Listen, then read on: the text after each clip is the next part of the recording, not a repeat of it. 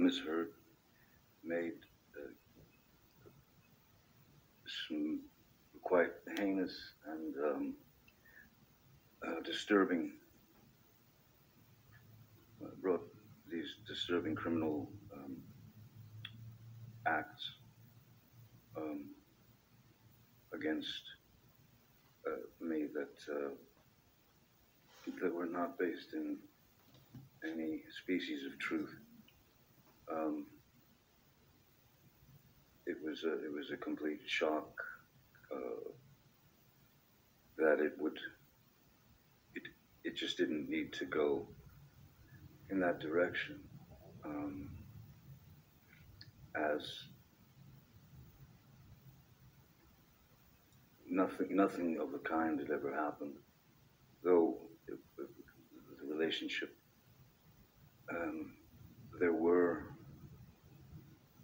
um, arguments and um, things of that nature, but never did I myself reach the point of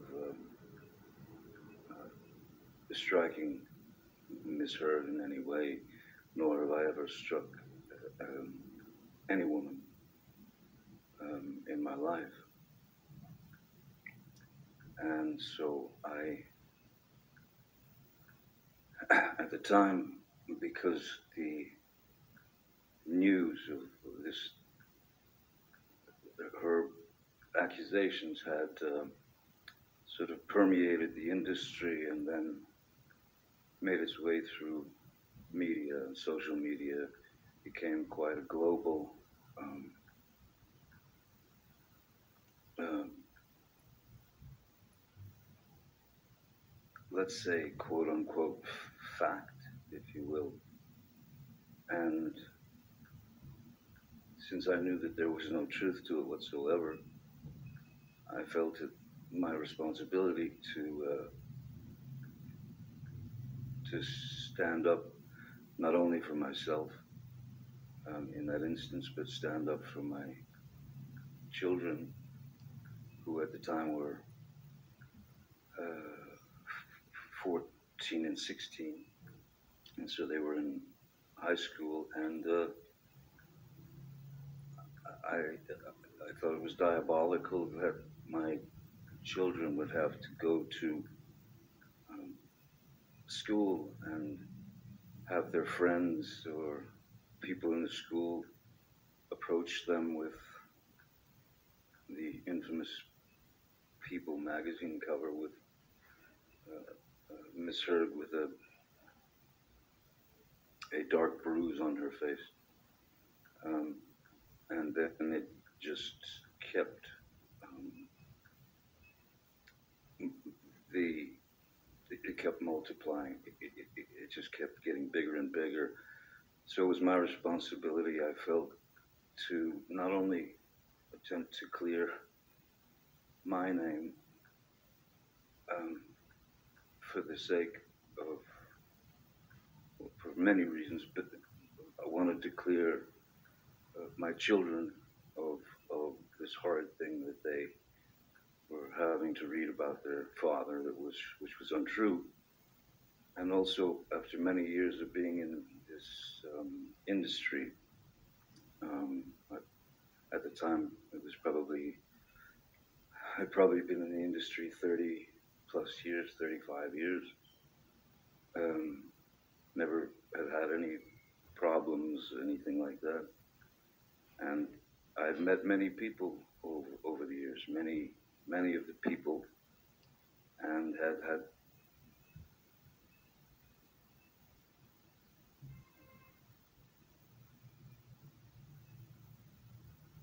the opportunity to talk to those people and to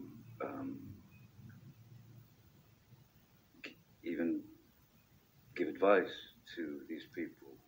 And I'm not.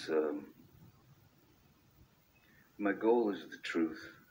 My goal is the truth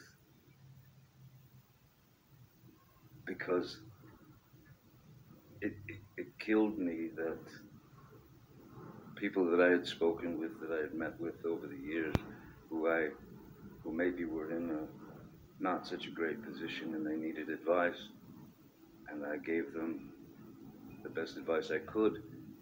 Um, all I could think of was that those people would think that I was a fraud and that I had lied to them, and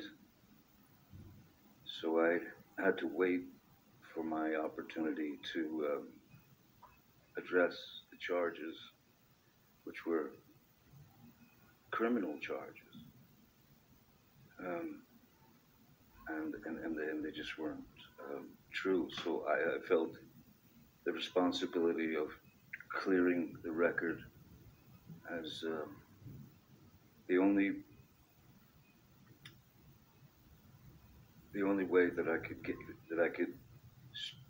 get to the point where I could speak has really taken this full 6 years, and it's been 6 years of trying times. It's very strange when one day you're Cinderella, so to speak, and then in zero point 0.6 seconds you're Quasimodo. And I, I, I didn't uh, deserve that, nor did my children, nor did the people who have believed in me for all these years. I didn't want any of those people to believe that I had done them wrong or lied to them or that I was a fraud. I pride myself on honesty. I pride myself on truth. Truth is the only thing I'm interested in. Other lies will get you nowhere, but lies build upon lies and build upon lies. It's too much to cover. I'm obsessed with the truth, and so today is the first opportunity that I've been able to speak about this case um, in full for the first time. Mr. Depp, how do you feel about the intimate details of your life being aired in this process? Um, as a father, raising kids, when they were very, very little,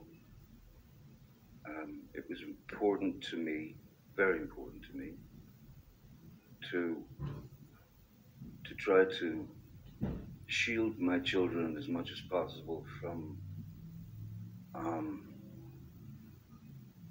looking at their father or their mom, for that matter, as novelties. I didn't want my children to experience hordes of paparazzis. Um, so I was always a very private person.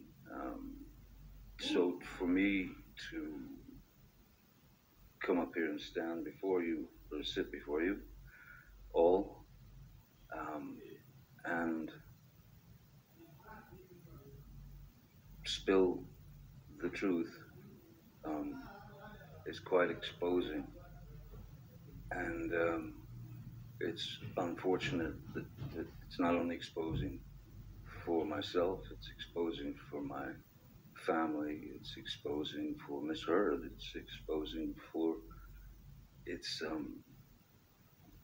it never had to go in this direction. And so I can't say that I'm embarrassed because I know that I'm doing the right thing. Now, Mr. Depp, I'd like to turn a bit to your upbringing.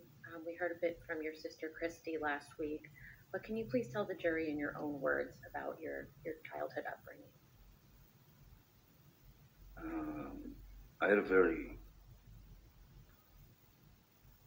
interesting childhood. One that I thought was normal until a certain age. My mother, I was born in Kentucky, and then we moved, in which we moved around quite a lot when I was a kid. So you were always just, my mom had this, her feet were on fire and she had to move. So we moved constantly. So you were always the new kid, and that wasn't ever particularly pleasant. Then we moved to Florida, South Florida, when I was about 7 or 8. Um, and again, moved several times. But my mother was quite unpredictable. She was very unpredictable. She was a she had the ability to be as cruel as anyone can be, um, with all of us. That is to say, my sister Christy and my brother Danny and my sister Debbie, um, also my father. So um, essentially, um, she was she could become quite violent, and she was quite violent, and she was quite cruel, and though there was physical abuse, certainly, which could be in the form of an ashtray being flung at you, you know, hit you in the head, or you get beat with a high heel shoe or a telephone or whatever's handy. Um, so in our house, there was no, we were never exposed to any type of safety or security. The the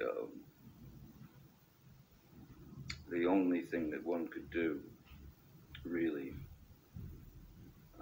was to try to stay out of the line of fire.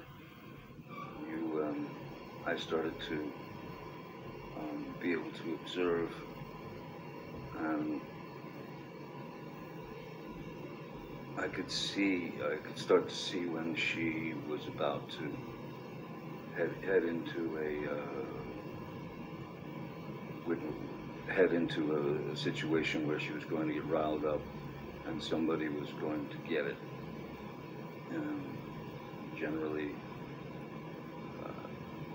me. Mr. Duff, you mentioned that your mother could be cruel. How could she be cruel? Um, well, the various categories, I suppose, are there's physical violence, of course. There's physical abuse, um, to which she was. That was a constant. That was just a constant. We were all somewhat shell shocked. Even if she just walked past us, you sort of shield yourself because you didn't know what was going to happen. Excuse me. And so there was the physical abuse, which was a constant. Um, there was quite a lot of verbal abuse. There was quite a lot of name calling, um, bullying. You know, making fun of whatever defect you know one might have.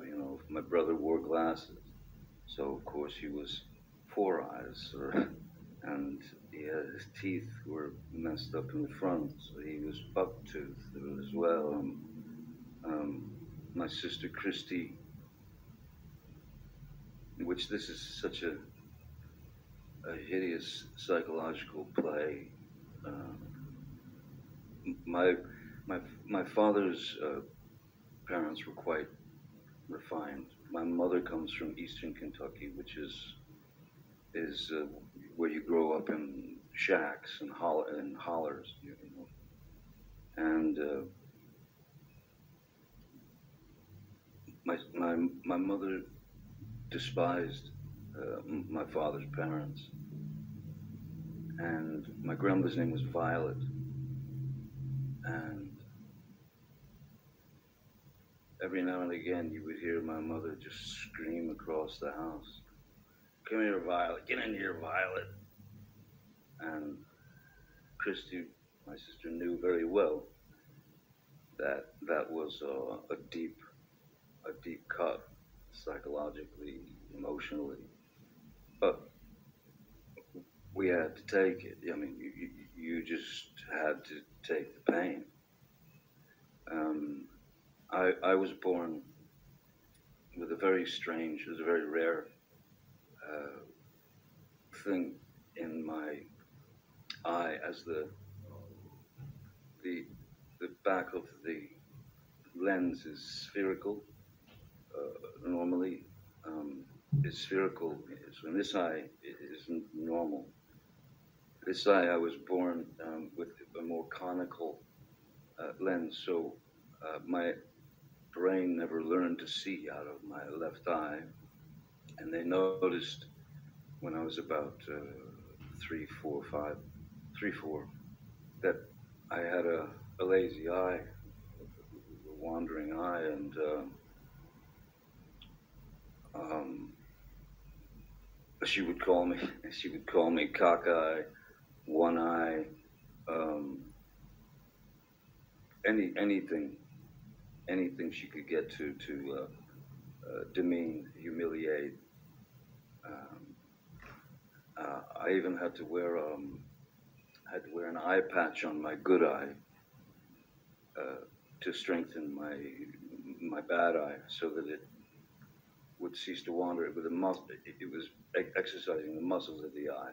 So the brain had never learned to see. So I still, my vision in my left eye is, I'm legally blind in my left eye. But so yeah, the the verbal abuse, the psychological abuse was uh, was almost worse than the beatings, because the beatings were just physical pain, and the physical pain you learn to deal with, you learn to accept it, you learn to deal with it. Um, but the psychological and emotional abuse, that's what kind of tore us up, I think. What about your father? What was he like? My father was a very kind man. In fact, my father's still alive. He's a very kind man. Um, he's a very quiet man. Um, in fact, he's very shy.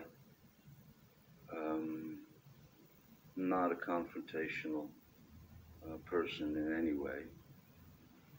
And when Betty Sue, my mother, um, would go off on a tangent toward my father, um, and of course in front of the kids it was no matter to her. Uh, he would he would he amazingly remained very, very stoic, and never, as she was rationing him with horrible things, he stood there and just looked at her while she delivered the pain, and he swallowed it. He took it. Um, there was never one moment, never a moment when my father um, lost control and attacked my mother or hit my mother or even said even said a bad thing to my mother. The things that I witnessed were there were a couple of times when it got too far that I would see I could see his eyes welling up as he was staring at her, saying nothing. And then the most that he would do is he would he would punch a wall. I once saw him punch a wall and shatter his hand because it wasn't drywall. It was um, proper concrete and steel wire and rebar and things of that nature. And but still, never touched her, never argued with her. He, uh, he remained a gentleman. And to me, as a 5-year-old boy, I kept thinking to myself, I kept wondering why does he take it? How does he how does he take this? And why doesn't he leave her? Um, but he didn't. Um, he was able to maintain his calm and his composure. He was able to maintain his relationship with his children. Um, he was a good man. He is a good man. You mentioned that you saw your father punch a wall. How many times did you witness that? I mean, out of I couldn't count the amount of fights that they had, but I know that I've seen my father strike